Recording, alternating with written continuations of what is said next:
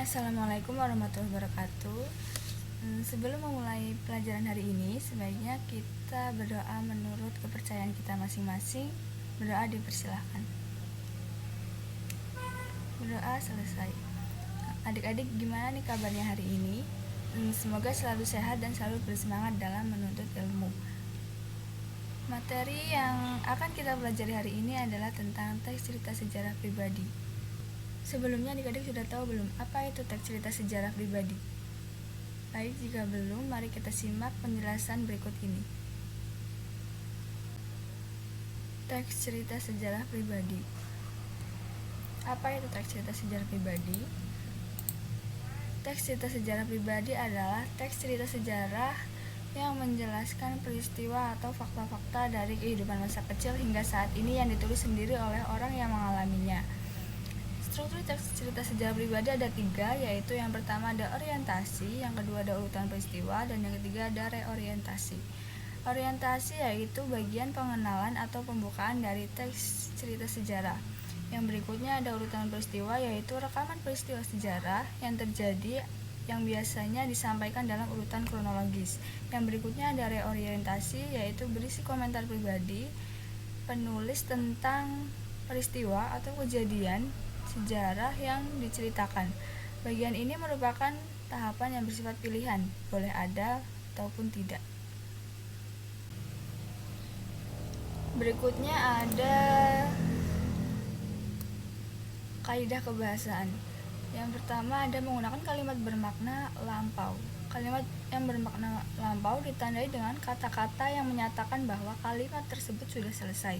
Hal tersebut ditandai dengan penggunaan kata telah, sudah, terbukti, dan lain-lain. Contohnya seperti prajurit-prajurit yang telah diperintahkan membersihkan gedung bekas asrama telah menyelesaikan tugasnya. Yang kedua ada menggunakan kata yang menyatakan urutan waktu. Kalimat tersebut menggunakan konjungsi kronologis atau temporal. Terlihat pada penggunaan kata seperti sejak saat itu, setelah itu, mula-mula, kemudian. Contohnya seperti setelah juara gulat itu pergi, sang adipati bangkit dan berjalan tenang-tenang masuk ke kadipaten.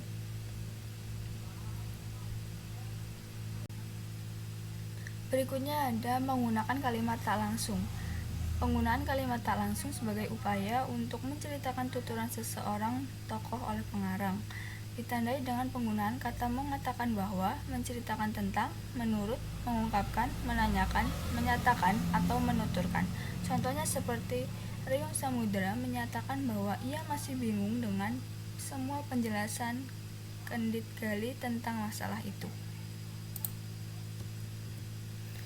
Berikutnya ada menggunakan kata kerja verba mental. Kata kerja ini merupakan jenis kata kerja yang mengekspresikan respon atau sikap seseorang terhadap suatu tindakan, keberadaan, atau pengalaman. Kata kerja yang menyatakan sesuatu yang dipikirkan atau dirasakan oleh tokoh. Contohnya seperti jawaban itu mengecewakan para musafir. Berikutnya ada menggunakan kata kerja verba material. Kata kerja material adalah kata kerja yang digunakan untuk menunjukkan perbuatan fisik atau peristiwa. Kata kerja material ini menunjukkan subjek melakukan sesuatu perbuatan. Contohnya seperti pada suatu kali kaki kuda demak atau mengepulkan debu di seluruh bumi Jawa. Berikutnya ada menggunakan kalimat langsung. Hal ini ditandai banyaknya kalimat langsung atau dialog. Contohnya seperti, mana surat itu? Yang berikutnya ada menggunakan kata sifat untuk menggambarkan tokoh, tempat, atau peristiwa. Yaitu kalimat ini menggunakan kata-kata seperti prihatin, khawatir, wibawa, dan lain-lain. Contohnya seperti Pangeran Sedalepen, orang menunggu dan menunggu dengan perasaan prihatin terhadap keselamatan wanita tua itu. Next, yang berikutnya ada penggunaan makna kias. Yang pertama ada ungkapan. Selain menggunakan bahasa dengan kaidah kebahasaan seperti diuraikan di atas, novel sejarah juga banyak menggunakan kata atau frasa yang bermakna kias. Kata atau frasa bermakna kias ini digunakan penulis untuk membangkitkan imajinasi pembaca saat membacanya serta memperindah cerita. Yang kedua ada peribahasa. Selain menggunakan kata atau frasa bermakna kias, novel sejarah juga banyak menggunakan peribahasa, baik yang berbahasa daerah maupun berbahasa Indonesia. Tujuannya adalah untuk memperkuat latar waktu dan tempat kejadian cerita. Berikutnya ada unsur-unsur teks cerita sejarah pribadi. Teks cerita sejarah pribadi terdapat dua unsur yang terdapat dalam teks, yaitu yang pertama unsur intrinsik adalah unsur utama yang membangun cerita sejarah. Yang kedua ada unsur ekstrinsik, yaitu unsur luar yang turut membangun teks cerita sejarah. Berikutnya ada kerangka karangan. Berikut ini merupakan langkah-langkah yang perlu diperhatikan dalam menulis cerita. Yang pertama ada menentukan tema, yang kedua menentukan pusat pengisahan, yang ketiga menentukan penokohan, yang keempat menentukan latar atau setting, yang kelima penyajian alur.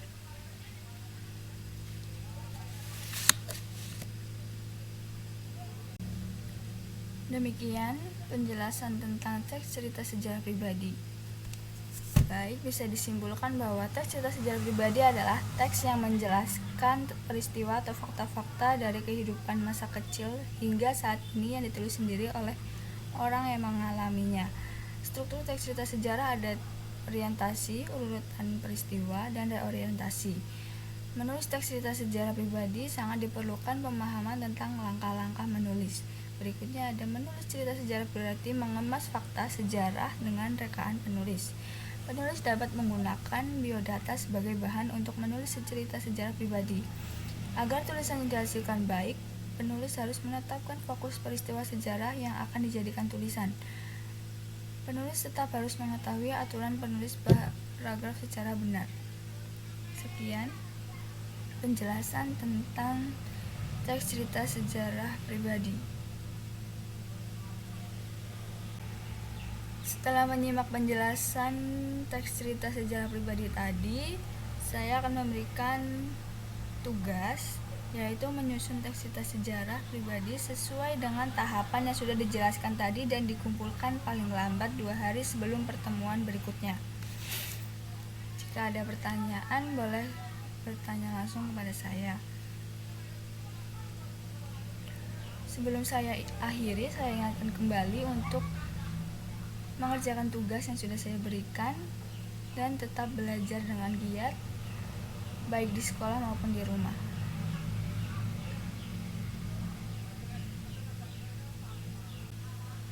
Baik, untuk pertemuan berikutnya kita akan melihat hasil dari tugas yang sudah saya berikan. Kita akhiri pelajaran hari ini dengan berdoa. Berdoa dipersilakan. Berdoa selesai. Sekian untuk pelajaran hari ini, kurang lebihnya mohon maaf. Wassalamualaikum warahmatullahi wabarakatuh.